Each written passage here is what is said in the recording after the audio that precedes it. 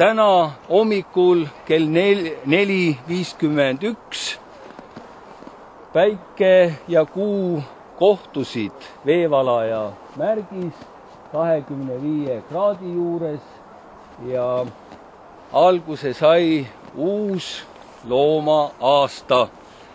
Valitsema on tulnud valge tiiger. Nii et tänasest on väga kasulik rõivaste juures omada midagi valget, hõbedat ja ka lillat. Vaatame nüüd ida ilmakaarde. Vaatame ja korrake. Tulevaimud, kes te valitsete ida ilmakaares.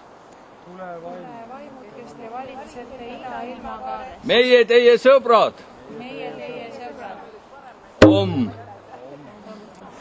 Ja nüüd kordame kõik koos.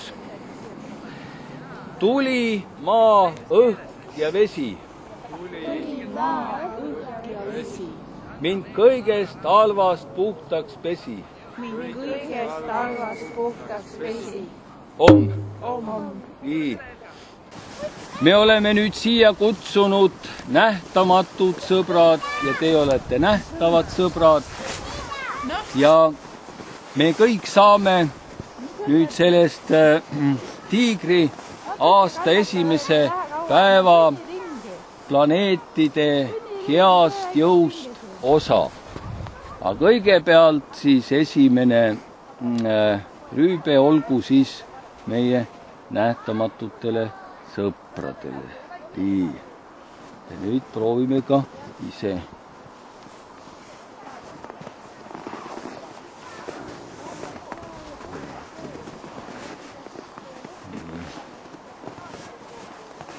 Oh, kohe eriline.